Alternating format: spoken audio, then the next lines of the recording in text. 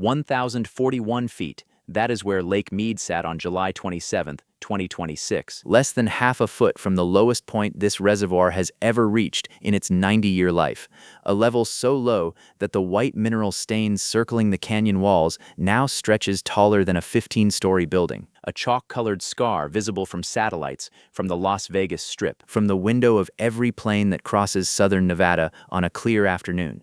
And it is still growing. 40 million people get their water from the system that feeds this lake. 1.3 million homes get their electricity from the dam that holds it back. The Bureau of Reclamation's own data shows the lake is down 13 feet from where it sat this same week last year. And federal forecasts released in June project it could reach 1,115 fet by July of next year, smashing the old record low by 25 fet and dropping into territory where Hoover Dam starts losing the ability to do the one job it was built for. The dam is not failing. Nobody is saying that. Hoover Dam will stand in that canyon for centuries. But a dam without enough water behind it is concrete and rebar doing nothing. And that is the line the largest reservoir in the United States is now walking toward, in plain sight, while 7 states argue over who should be the first to take less. I am Simon. This is the full story of what is happening at Lake Mead right now. Why the recovery everyone celebrated 2 years ago has been wiped off the map. What the engineers inside Hoover Dam are doing to buy time, and why the political fight over this water might end up in federal court before it ends at a negotiating table. Start with what the reservoir actually looks like today, because the numbers land differently when you can picture the place. Lake Mead stretches roughly 112 mists through the canyons east of Las Vegas when the water is near the top. At full capacity, it holds about 26 million acre-feet of water.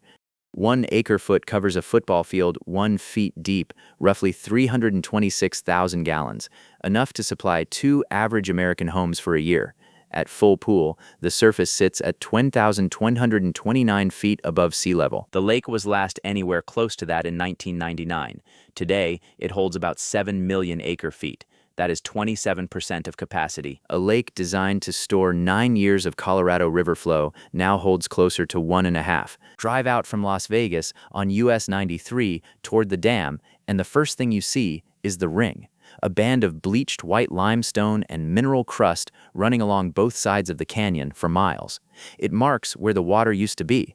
The ring stretches nearly 188 feet above the current waterline. Every foot of exposed rock below that ring is a foot of water that is not there. Below the ring, the canyon walls are dark, jagged volcanic stone. Above it, the same. The white band in between is the receipt for 25 years of decline. And if you look closely at the shoreline, you can see what that decline has uncovered. Boat docks sitting on dry, cracked earth, their pylons reaching down to nothing, launch ramps that end 40 feet from the nearest water, rock formations and stretches of the original riverbed that no living person had seen before the lake started pulling back. Each one is a piece of a drowned landscape slowly coming back into daylight as the surface drops. Now here is the part that turns a drought story into something much harder to fix. The Colorado River was overpromised before Hoover Dam was even built. In November of 1922, representatives from 7 states met at a lodge in Santa Fe, New Mexico, to divide the river's water. The man running the talks was Herbert Hoover, then the Secretary of Commerce. They looked at flow records from the previous few decades and split up 16.5 million acre-feet per year. 7.5 million to the upper basin states, 7.5 million to the lower basin, and 1.5 million later promised to Mexico by treaty. The numbers sounded fair. The problem was the data. Those flow records came from an unusually wet stretch.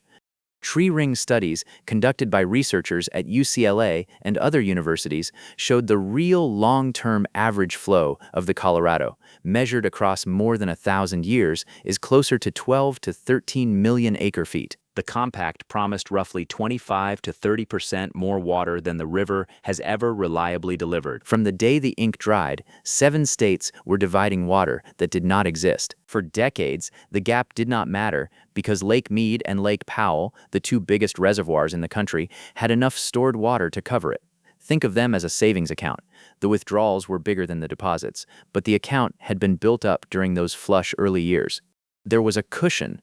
That cushion is now nearly gone. The Bureau of Reclamation's weekly hydrologic update for July 27, 2026, puts total Colorado River system storage at 32,000 acre-feet. That is 33% of total system capacity. The system lost nearly 4 million acre-feet of storage in a single year. And the driving force behind that collapse is not a single bad season. It is the worst snowpack on record, feeding the worst sustained drought the region has seen in over a millennium. 2 years ago, the picture looked completely different. Lake Mead had climbed 36 feet off its all-time low, boosted by a record snowpack winter at 158% of normal and a landmark water-saving deal among the lower basin states. That deal was backed by $4 billion federal dollars from the Inflation Reduction Act. Tribal water agreements, particularly with the Gila River Indian community and Colorado River Indian tribes, added 11 vertical feet of reservoir recovery. Arizona slashed its usage by 32%. California hit its lowest consumption since 1949. All of that produced a 36 feet rise. The math was clear even then. 4 to 5 consecutive good snow years would be needed to truly restore the system. The basin got one. Then the snow disappeared. Quick pause. If this story got to you, know that this isn't even the worst one. I documented every major dam collapse in one place, so you don't have to wait for the next video. Links in the description or scan the QR code on screen. Okay, let's continue. The water that fills Lake Powell and eventually reaches Lake Mead begins as snow in the Rocky Mountains of Colorado, Wyoming, and Utah.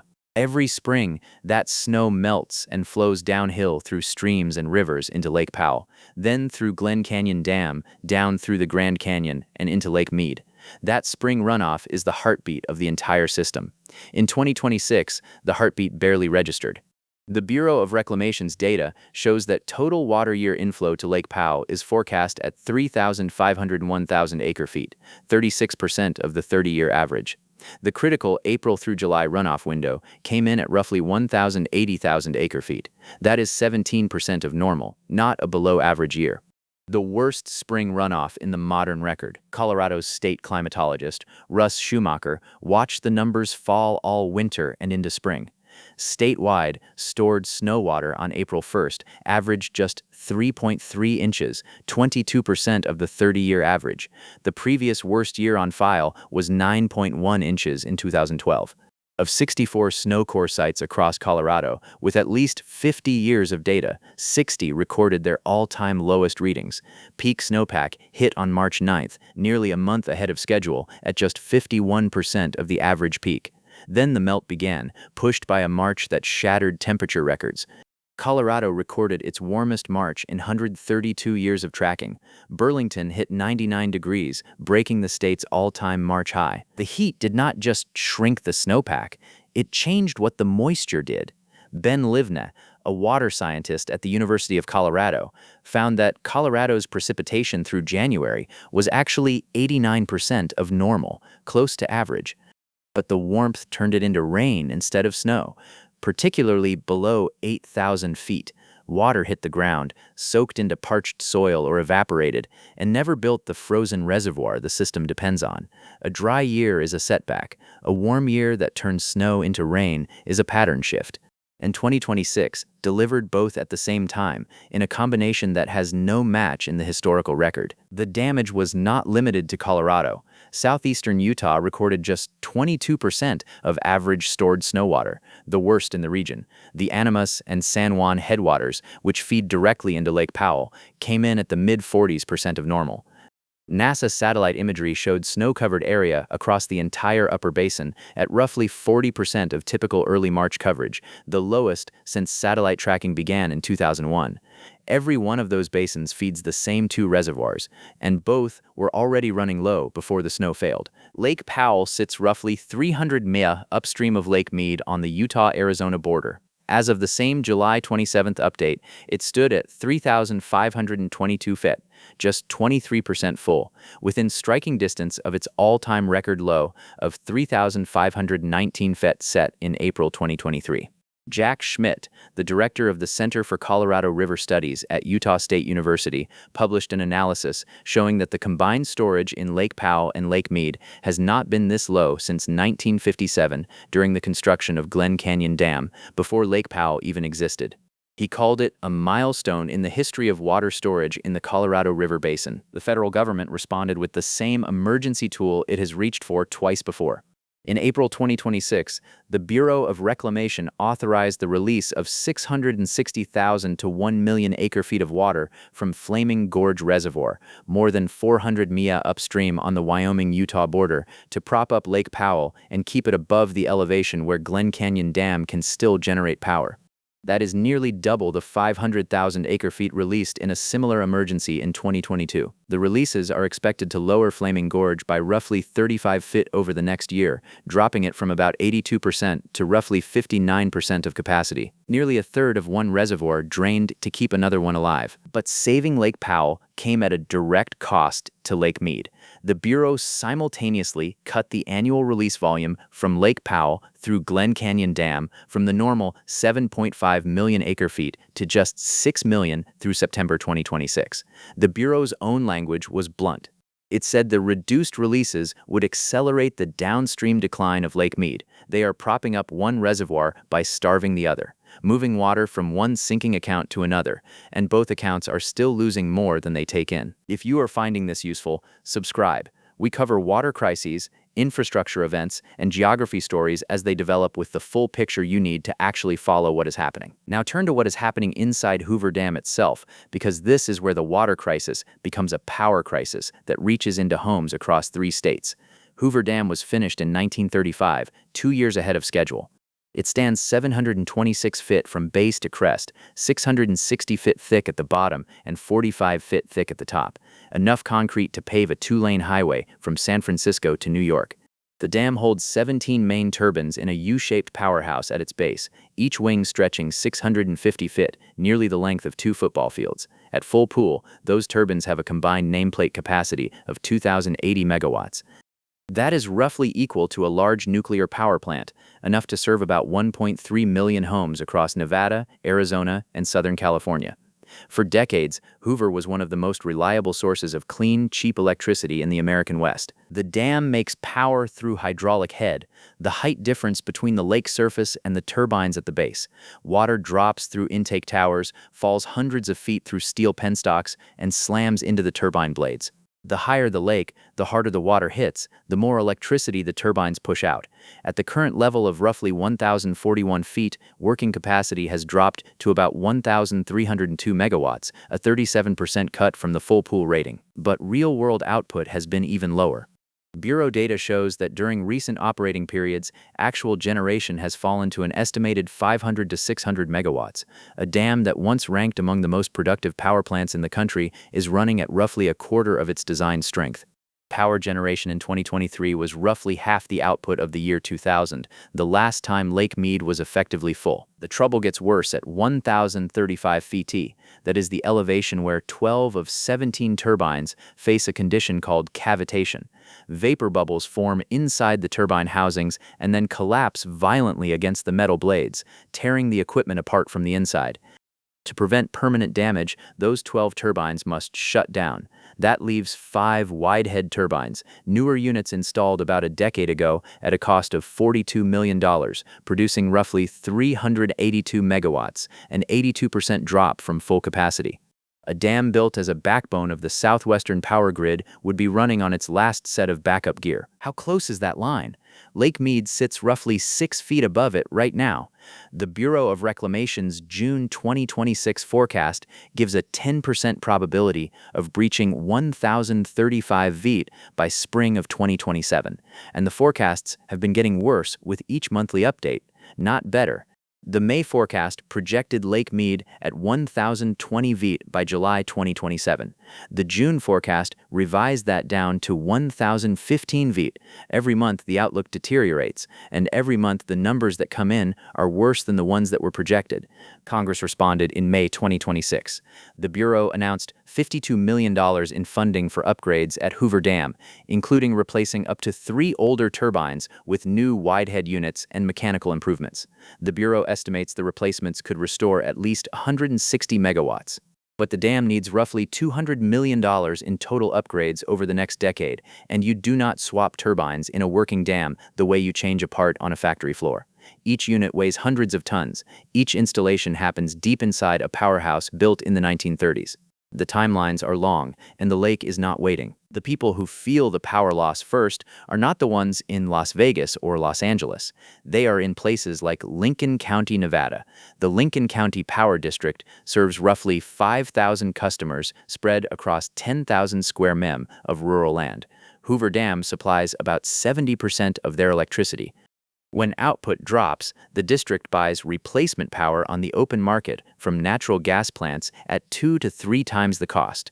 They have been adding surcharges to customer bills since 2022. Tribal utilities, including the Navajo Tribal Utility Authority, face the same math. When Hoover's output falls, the cost of keeping the lights on in the most remote communities in the Southwest climbs, and the budgets to absorb that cost do not exist. California takes roughly 56% of Hoover Dam's total power share, with the Metropolitan Water District of Southern California holding the largest single piece at 28.5%. The city of Los Angeles takes 15.4%, Nevada gets 23.4%, Arizona gets roughly 19%. When the dam's output drops, all of those customers pay more, but the rural districts and tribal utilities with the thinnest margins feel it first and hardest. Meanwhile, 30 mi downstream, Las Vegas has spent over $1 billion making sure it can survive what is coming. The Southern Nevada Water Authority's intake number 3, known as the third straw, is a 3 mi tunnel bored through solid rock beneath the floor of Lake Mead. It connects an intake sitting on the original riverbed at roughly 860 feet above sea level to pumping and treatment facilities onshore. Dead pool for Lake Mead, the level at which water can no longer flow through Hoover Dam by gravity, sits at 895 feet. The third straw sits 35 feet below that. Construction began in 2008 and took 7 years through brutal conditions, including repeated groundwater floods that swamped the tunnel boring machine. The system went live in September 2015 at a cost of $817 million. A second project, the Low Lake Level Pumping Station, came online in 2020 and began full operation in April 2022, adding pumping capability down to 875 ft. That station cost another $522 million. Total infrastructure cost, roughly $1.3 billion for a system that can pull water from a lake, even if that lake drops below the point where gravity moves water through the dam. It was built as a worst-case backup. It is now the city's primary water supply. Intake number 1, built in 1971 at roughly 1,050 ft, broke the water line and became useless when the lake dropped below that mark in April 2022. Intake number 2, built in 2000 at roughly 1,000 ft, still works but grows more vulnerable with every foot the lake loses. Las Vegas gets roughly 90% of its drinking water from Lake Mead. That is 2.3 million residents and 43 million annual visitors relying on a single source. Nevada's legal share is just 300,000 acre-feet per year, the smallest piece of any Colorado River Basin state at under 2% of total flows. Per-person water use has dropped 55% since 2002, from 222 gallons per day to about 89, even as the metro added over 800,000 people. The city recycles 85% of its wastewater, the highest rate on the river. Nearly every drop of indoor water gets treated, cleaned, and pumped back into the lake. Return flow credits let Nevada stretch its legal share far beyond 300,000 acre-feet. Las Vegas cut demand in half, recycled nearly everything, and built a tunnel to the bottom of the glass. The lake is still falling. That should tell you everything about how deep the problem runs. Because the problem is not just drought. It is a structural gap between what the river carries and what the states are legally promised, hammered harder every year by rising temperatures. The mega drought gripping the Colorado River Basin has now lasted more than 25 years. Tree ring studies going back to 800 AD show that this is the driest sustained stretch in at least 1,200 years. Research published by teams at UCLA has attributed roughly 42% of the drought's intensity directly to human-driven climate change. Without those emissions, the drought would likely have ended around 2005. Each added degree Fahrenheit of warming strips another 3 to 5% from Colorado River flows through faster evaporation and reduced snowpack. The river has been losing that fight for a quarter century, and the trajectory has not changed. And every single governing document that controls how the Colorado River gets managed during shortages expires at the end of this year.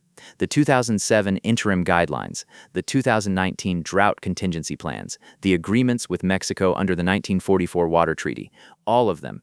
The Bureau of Reclamation must issue new operating rules. For years, the 7 states have been trying to agree on what those rules should say. They have failed at every turn. A November 2025 deadline for an early agreement came and went with nothing signed. A February 14, 2026 deadline for a final 7-state proposal missed as well. After that second failure, the governors of Arizona, California, and Nevada released a joint statement calling for all 7 states to share in the conservation burden. The lower basin states put forward cuts of 27% for Arizona, 10% for California, and 17% for Nevada. The upper basin turned most of those offers down. Colorado's water commissioner, Becky Mitchell, pushed back with her own math. The upper basin has never fully used its legal share. Colorado, Wyoming, Utah, and New Mexico together consume roughly 4.5 million acre-feet per year against a paper promise of 7.5 million. The way Mitchell sees it, the upper basin is being asked to solve a problem it did not create with water it does not have. Both sides have a point. That is what makes this so dangerous. Arizona's position has been the sharpest. Tom Buskotsky, the director of Arizona's Department of Water Resources, has made clear that his patience with voluntary measures for other states has worn through. Arizona has shouldered forced, verified cuts since Tier 1 shortage kicked in. The state has boosted its legal budget and hired outside counsel. If talks fail, the fight moves to federal court. Then, in late July 2026, a potential break surfaced. The 3 lower basin states reached a framework for a 2-year bridge agreement, all 3 cutting usage by roughly 20%. Interior Secretary Doug Burgum met with all 7 governors on July 21st. The Bureau is expected to release its final environmental impact statement within days, but the deal is not signed. The upper basin has not fully committed, and John Ensminger, Nevada's lead negotiator, has essentially stopped pushing for a permanent solution. He is pushing for a 5-year bridge deal, temporary rules to keep 7 states out of court while they figure out the harder questions. That is how far the ambition has fallen. From resolving the crisis to buying time inside it. The human cost of the political stalemate has already arrived. In Pinal County, Arizona, about an hour south of Phoenix, farming families have watched their water allocations disappear. The Central Arizona Project Canal carries Colorado River water across 336 miles of open desert to reach central and southern Arizona. When the federal government declared a Tier 1 shortage, Pinal County's farmers were among the first to lose supply. They held some of the lowest priority water rights in the state. Fields that had grown cotton, alfalfa, and grain for generations went dry. Roughly 40% of the county's farmland sits unplanted this year. Cracked brown earth, visible from the air where green rows used to run. 300 miles upstream, the Flaming Gorge drawdown is creating its own set of losses. Wyoming's water commissioner, Brandon Gebhardt, warned that the release would likely close 3 of 5 boat ramps at the reservoir, shrinking a recreation economy that surrounding communities depend on. Environmental attorney Chris Winter put the deeper problem plainly. You cannot drain 1 million acre-feet from Flaming Gorge this year and expect it to refill if the next year is equally dry. The backup works once, maybe twice. Then the backup reservoir is empty too. So here is where everything stands as of August 2026. Lake Mead sits at roughly 1,041 feet, 27% full, less than half a foot from its all-time record low. Lake Powell sits at 30,522 feet, 23% full, sliding toward its own record. Together, the 2 largest reservoirs in the country have not been this low since 1957, before Lake Powell even existed. Total Colorado River system storage is at 33% of capacity, down from 39% 1 year ago. The Bureau of Reclamation projects Lake Mead could reach 1,415 feet by July 2027 and 1,011 feet by May 2028. The turbine shutdown line at 1,035.50 is 6 feet away. The Colorado River no longer reaches the ocean. For most of the past 25 years, it dries up in the Sonoran Desert south of the Mexican border, miles before it would touch the Sea of Cortez. The river mouth that once spread across nearly 2 million acres of wetland, home to jaguars, cottonwood forests, and native fishing communities, is now mostly cracked mud and salt flats. The Cocopa people, whose name means river people, fished and farmed the delta for centuries. The river that shaped their identity barely reaches their land. A river strong enough to carve a canyon a mile deep and 277 miles long cannot finish its own journey to the sea. Hoover Dam will stand. It was built to outlast the civilization that made it, but the water behind it is dropping toward a line where the turbines go silent, the power bills climb, and the farms go dry. $52 million in turbine upgrades are underway, but the lake is not waiting for the work to finish. A 2-year bridge deal may be days from being signed, but it is a patch, not a cure. The river still carries 12 to 13 million acre-feet in a normal year. The states are still legally owed $16.5 million. No agreement changes the amount of snow that falls in the Rockies. Lake Mead dropped 13 feet in the past 12 months. The bathtub ring climbed 13 feet higher. And somewhere inside the powerhouse at the base of Hoover Dam, 12 turbines built for a lake that does not exist anymore are waiting to find out whether the water holds long enough for the replacement parts to arrive. If you want to know what happens when the lake crosses 1035, subscribe. We will be here when it does.